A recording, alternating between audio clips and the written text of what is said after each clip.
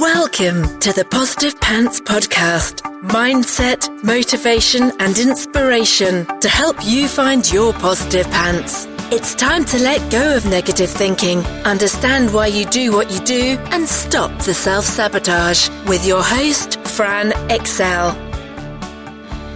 Welcome to the show. As always, it's Fran Excel, your resident subconscious success mentor, helping you find your very own pair of positive pants so you can get out of your own way and live a life that you love. If you want to stop self-sabotaging your own success and let go of the stress, then you are in the right place, my friend. Make sure you download your free Stressed to Success guided meditation at bit.ly/stress to success as my little gift to you just for being here. Please do subscribe, share and review. It really, really helps people that need to hear this message find us, and I so appreciate it.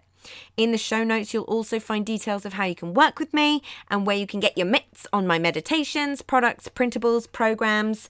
You can find it through the link in my bio on Instagram, which is my favorite place to hang out. So please do come join me over there at I'm Fran Excel. Tag me in your takeaways, slide into my DMs. I'm here for it. So that's the formalities over, my love. So let's jump to the content. How to not fear saying not yet. The fear of saying no or not yet to something in case it's the wrong thing to do or that you might miss out on something is a big one, right? I'm talking about this in a couple of contexts today for a couple of reasons. Having just finished up an amazing launch for the very first round of the mentorship and having spoken to a lot of people, I was thinking about this from two sides of the coin. So we're going to talk about those two sides. So the first is the fear of saying no to a potential opportunity and the fear of saying no to a potential client. So when we're talking about saying no to an opportunity, that might mean several things. That might mean saying no to doing a course, a program, or saying no to a mentor. It may mean saying no to a speaking gig. It could mean many things. But when people are launching something and that we want, we might get that oh so familiar activation in our bodies, that tension of that, oh, I really want this, but it's not the right time. You know, I don't have the time. I don't have the money. I've invested in this thing over there. You know, I'm committed to this thing over there, whatever it may be. But you've got to remember that most marketing is meant to make you feel like it's the last time you will ever get that deal. And you could be making a huge mistake unless you buy now, right? And that is fine when it's actually truthful, yeah? And if it's not, all it says to do is play on your fear of missing out, your fear of being left behind, your fear of missing and not having that one piece of information that could change everything for you.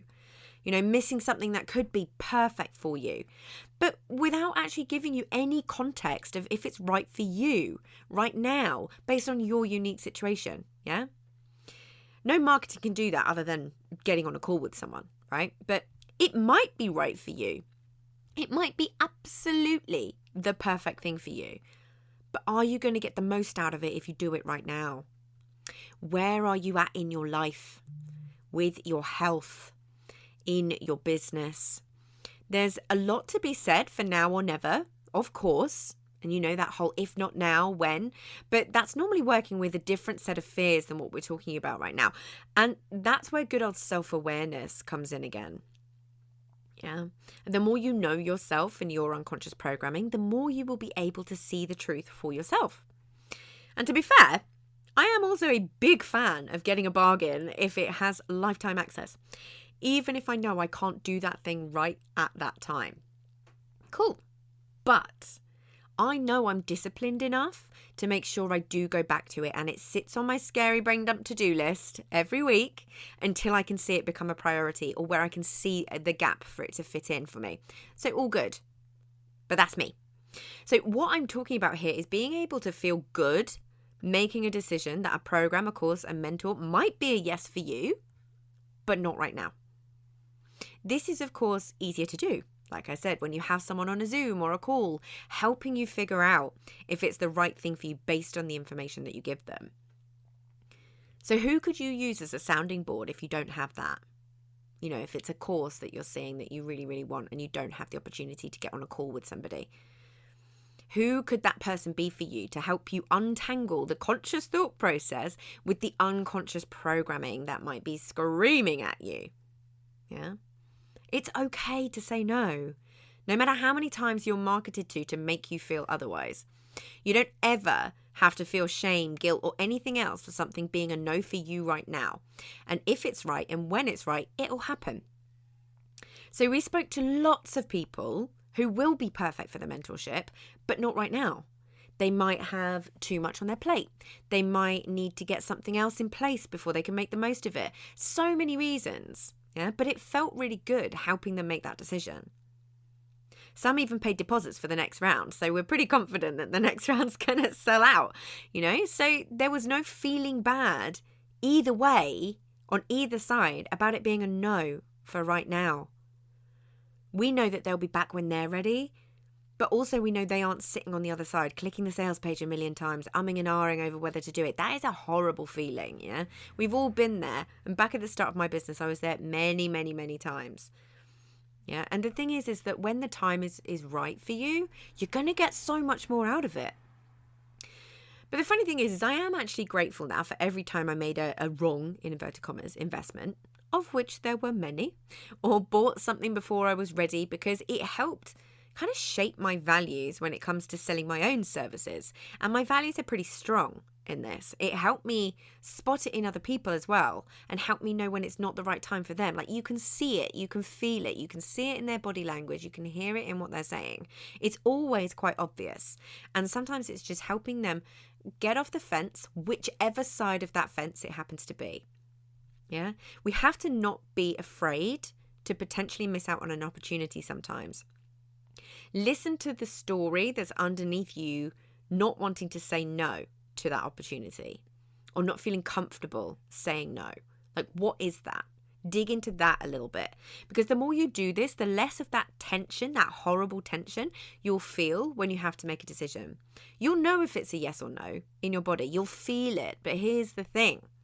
Once you do make the decision, either way, the tension lifts. We might feel like if we say no, we will always be sitting in that tension, and that feels unbearable. And we also think if we don't buy the thing that we want, that can help us move towards or away from something, then we'll never have what we want. But you can always ask the question, when will you be running this again? That's going to help make your decision, right? When are you running again? Is it going to be the same price? Yeah. And the same thing about opportunities that come your way. It could be an amazing speaking gig, but fall at exactly the wrong time for you. You may have a bazillion other things going on, and saying yes to the opportunity might affect how you show up for the things that you already committed to. So much of this is just learning the ability to check in with yourself and what you know is right. And the second side of the coin I want to talk about is not being afraid to say no to a potential client. I've already touched on this from kind of my side of things and how I feel about it, but this really is such an important one. I see so much fear around not taking on a potential client, or even letting an existing one go. Yeah.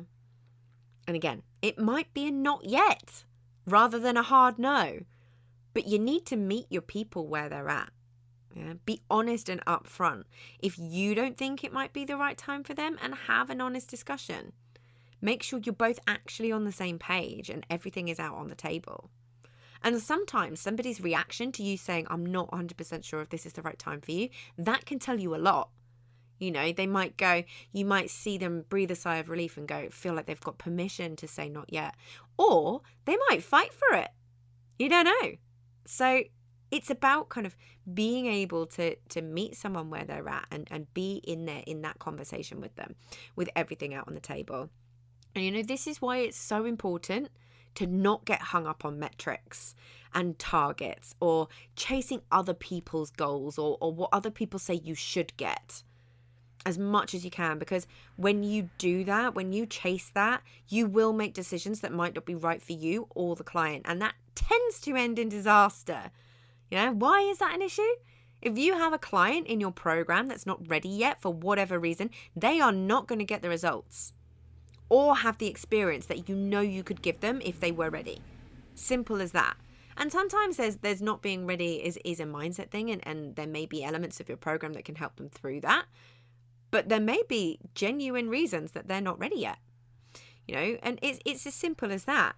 But if you say yes to someone who's not ready, it'll feel like you're dragging them through it. They become that client that's more kind of, for want of a better word, higher maintenance. They need more support and help. And that, again, might not be right for them or you, because you may not be able to give them it. It may not be fair to give them it. Yeah, and they may end up feeling like it's their fault that there's something wrong with them. There's so many reasons not to do this, right? But we get caught up in the metrics, don't we? We get caught up in I've had an X-figure launch and I've had this and I'm an X-figure business owner. It's like we've got to leave all that stuff at the door, because it's just noise. It's other people's stuff, right? But if you're, the reality is not everyone is ready or able to do the work required at the time that you launch your stuff. You can't base your launch around everyone else's readiness, right? And that's okay.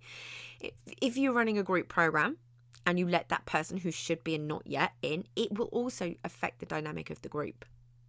It's not a reflection on you or your service. That no or not yet is not a reflection on you and your service. It's like relationships, right? It's better to not be in one at all than to be in the wrong one. Often being in the wrong one is far more painful. Yeah? On both sides. So, if you haven't listened to the recent episode on spidey senses, have a listen to that, because they really won't steer you wrong when you get used to listening to them. You know in your gut when something is right or not. So listen to it.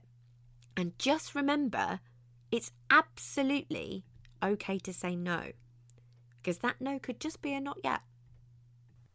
So if you got value from this and you know in your gut that now is the time to step up and start rewiring your thinking and start changing things for yourself, then book in a free discovery call so we can work out what needs to happen to get you from where you're at right now to the action-taking success you know you can be.